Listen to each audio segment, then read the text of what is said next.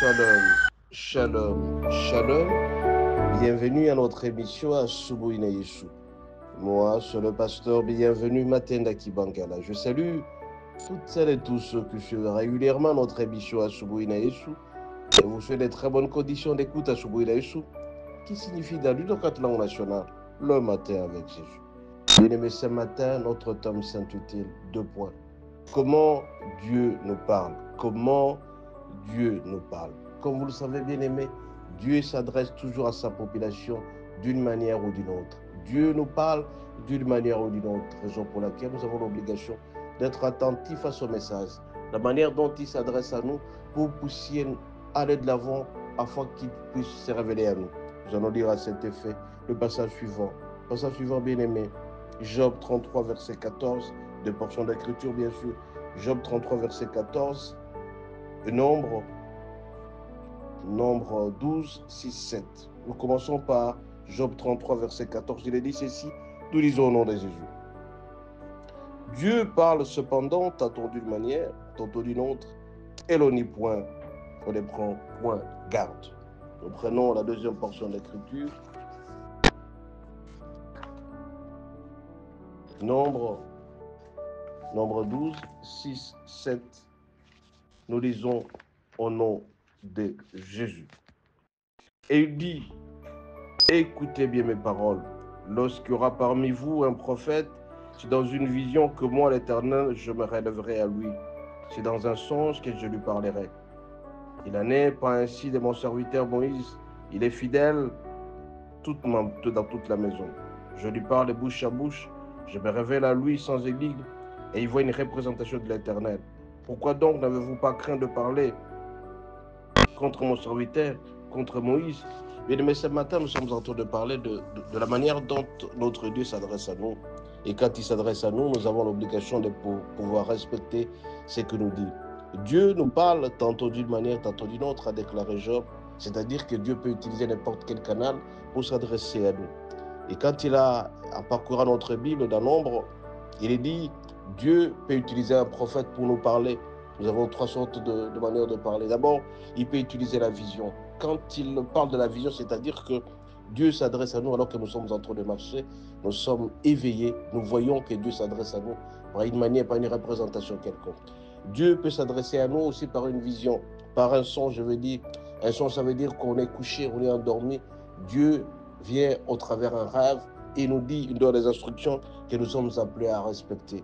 Et dernièrement, il peut nous parler comme il a fait avec Moïse, des bouche à bouche pour s'adresser à nous, afin de nous donner les instructions, les injonctions. Ce matin, mes bien-aimés, je viens vous dire que nous devons faire attention à la manière dont Dieu s'adresse à nous. Et Dieu, quand il s'adresse à nous, c'est pour nous prévenir de certaines situations qui vont arriver. Il peut nous dire de prendre garde par rapport à telle situation. Cette situation va arriver et il s'adresse à nous de cette manière-là. Soit par une vision, soit par un songe, pense de bouche à bouche. Et tantôt d'une manière, et il peut utiliser aussi certaines personnes pour s'adresser à nous en donnant des conseils. Mais combien de fois, bien aimés, nous avons toujours été têtus sans pouvoir écouter les conseils que Dieu s'adresse à nous à travers certaines personnes. Ce matin, je vais te dire, prends soin de toi, mon bien-aimé, tout en écoutant attentivement les instructions de notre Seigneur à travers les différentes manières qu'il s'adresse à nous. Nous devons faire attention, mais nous devons faire aussi attention du fait que ce Dieu n'utilisera pas toujours de la même manière, soit par la vision, soit par les sens, soit par la bouche. Il peut utiliser plusieurs manières, raison pour laquelle chaque fois que nous prions, nous devons être attentifs à la manière dont Dieu se révèle à nous. Et on ne peut comprendre Dieu que si jamais nous sommes ancrés dans la prière, nous gardons l'intimité dans la prière, bien-aimé, l'intensité de la prière, et nous scrutons les Écritures régulièrement, nous écoutons Dieu, nous écoutons la parole, nous méditons. Quelqu'un qui médite la parole nuit et jour, c'est celui-là qui comprendra les réflexes de notre Dieu. Mais bien au contraire, si tu es très loin de la parole de Dieu, mon bien-aimé, tu ne comprendras pas ça.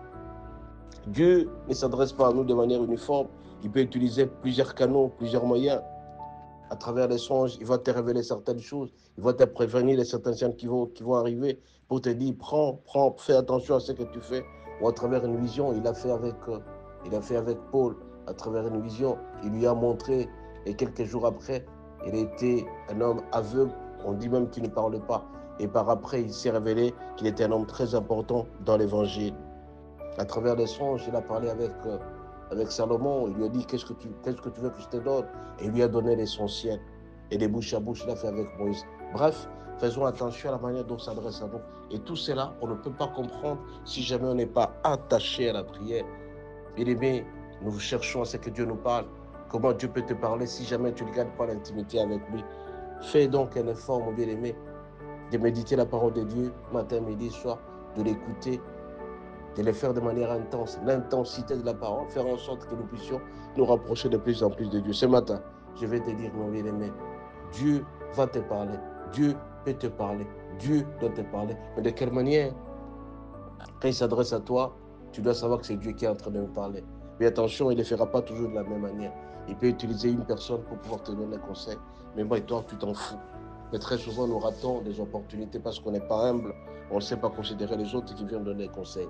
Naaman a failli rater parce que tout simplement, il était orgueilleux. Heureusement pour lui, il s'est humilié après parce qu'à travers sa lèpre, il a vu Dieu, Dieu l'a guéri. Et le roi de Samarie qui a envoyé son collaborateur, il a donné juste des instructions et Naaman a compris qu'il fallait se lancer cette fois dans le fleuve pour être guéri. Toi aussi, mon bien-aimé, fais attention à la manière dont tu te comportes. Si tu n'es pas humble, tu risques de rater ta bénédiction parce que Dieu peut passer par quelqu'un pour te donner des conseils. Soyez bénis et à la prochaine.